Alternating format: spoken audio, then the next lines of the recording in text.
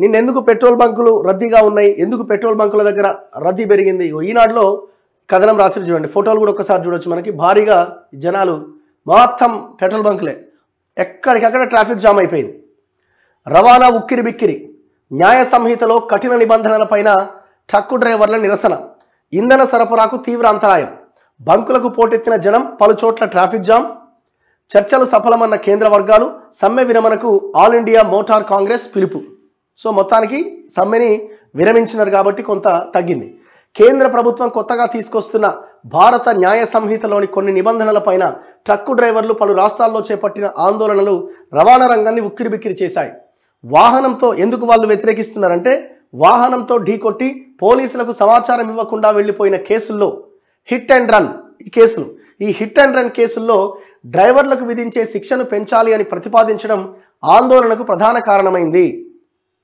బేసిక్గా ఏంటంటే, ఒక ట్రక్ పోయే క్రమంలో ఎవరైనా అడ్డం వస్తానో ఇంకో రకంగా గుద్ది యాక్సిడెంట్ చేసి కనుక వ్యక్తి చనిపోయినప్పుడు వాళ్ళు ఏం చేస్తారు, గుద్దేస్తారు, పారిపోతారు అక్కడి నుంచి.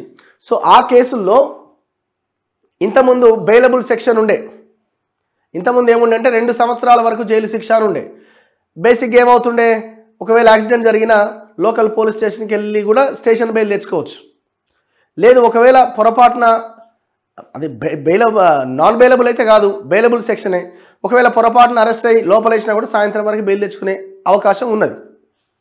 సో ఈ పరిస్థితుల్లో ఇది అలా ఉండడానికి వీల్లేదని కొన్నింటిని చేర్చడం జరిగింది. ఒకవేళ మీరు యాక్సిడెంట్ చేసిన తర్వాత ఇమీడియట్గా మీరు పోలీసులకు సమాచారం అందించారా లేదా, అసలు ఆ యాక్సిడెంట్ అని గుర్తించి మీరు అతని ప్రాణాలు కాపాడడానికి ఏమైనా ప్రయత్నం చేశారా లేదా, ఇట్లాంటి కొన్ని నిబంధనలు అందులో చేర్చారు.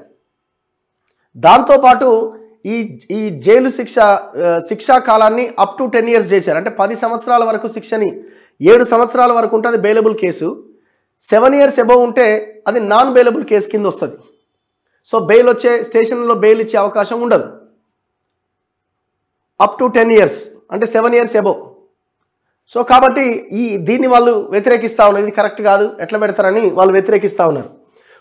మంగళవారం 2 రోజుల పాటు చమురు ట్యాంకర్లు తిరగక తెలంగాణతో పాటు కొన్ని రాష్ట్రాల్లో పెట్రోల్ డీజిల్ సరఫరాకు కొరత తలెత్తింది.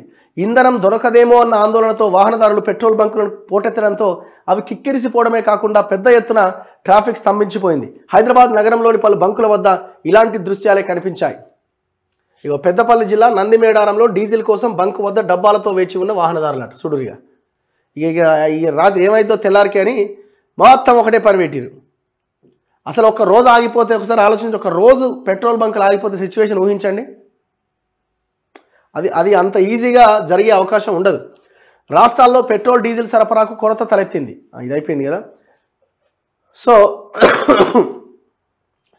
నాట్ ఓన్లీ తెలంగాణ, దేశవ్యాప్తంగా అన్ని పెట్రోల్ బంకుల వద్ద కూడా ఇదే పరిస్థితి. ఎందుకు ఇంత ఆందోళన? ఎవరైనా నిర్లక్ష్యంగా వాహనం నడిపి వ్యక్తి మరణానికి కారణమైతే భారతీయ న్యాయ సంహిత ప్రకారం గరిష్టంగా 7 ఏళ్ల వరకు జైలు శిక్ష ఉంటుంది. దీంతో పాటు జరిమానా కూడా విధించవచ్చు. రోడ్డు ప్రమాదాలకు కారణమైన వాహన డ్రైవర్లు ఆ ఘటన గురించి పోలీసులకు సమాచారం ఇవ్వకుండా అక్కడి నుంచి పారిపోతే భారతీయ శిక్షా స్మృతిలో సెక్షన్ 304A ప్రకారం 2 ఏళ్ల వరకు గరిష్ట జైలు శిక్ష విధించవచ్చు. కొత్త శిక్షా స్మృతిలో గరిష్టంగా 10 ఏళ్ల వరకు జైలు శిక్ష, 7 లక్షల వరకు జరిమానా విధించే అవకాశం ఉంటుంది. దీనివల్ల కొత్తవారు ఈ వృత్తిని చేపట్టేందుకు ముందుకు రారు అని డ్రైవర్ల సంఘాలు ఆందోళన చెందుతున్నాయి.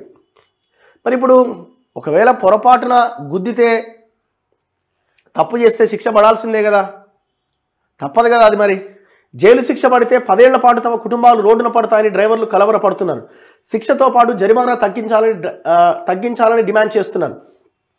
ఇప్పుడు నేనేమంటున్నా అంటే, ఇన్ని చట్టాలు తీసుకొచ్చే ప్రభుత్వాలు ఆ రోడ్ల విషయంలో ఆలోచించవు, సైన్ బోర్డుల విషయంలో ఆలోచించవు. అది కూడా ఆలోచించాలి కదా. ఇప్పుడు ఏమంటారు, పోతా ఉంటే ట్రాఫిక్ పోలీసులు చలాన్లు కొడతా ఉంటారు. మరి రోడ్లు ఎందుకని ఆ తిరిగి అట్లున్నాయి? మరి ఆ విషయంలో మరి ఎవరికి జరిమానా విధించాలి, ఎవరికి జైలు శిక్ష చేయాలా? రోడ్డు బాలేక చనిపోయిన వాహనదారుడు ఎవరి మీద కేసు పెట్టాలి? ఈ దిశగా కూడా ప్రభుత్వం ఆలోచించాల్సిన అవసరం ఉంది. ప్రమాదం గురించి పోలీసులకు డ్రైవర్లు సమాచారం ఇస్తే కఠిన నిబంధనల నుంచి బయటపడొచ్చని కేంద్ర ప్రభుత్వ సీనియర్ అధికారి ఒకరు తెలిపారు. కేంద్రం తరపున హోంశాఖ కార్యదర్శి అజయ్ భల్లా ట్రక్కు డ్రైవర్లతో చర్చించారు. భారతీయ న్యాయ సంహితలోని నిబంధనలు ఇంకా అమల్లోకి రాలేదని, రవాణాదారుల సంఘాలతో విస్తృతంగా చర్చలు జరిపిన తర్వాతే సెక్షన్ 106 ఆఫ్ 2 పైన తుది నిర్ణయం తీసుకుంటామని చెప్పారు. ఆందోళనను పరిగణలోకి తీసుకున్నామని, సమ్మె విరమించాలని కోరారు. సమావేశం విజయవంతమైందని హోంశాఖ ప్రతినిధి ప్రకటించారు. దేశవ్యాప్త సమ్మెకు తాము ఎలాంటి పిలుపునివ్వలేదని all India motor transport congress స్పష్టం చేసింది. దాన్ని వెంటనే విరమించాలని విజ్ఞప్తి చేసింది.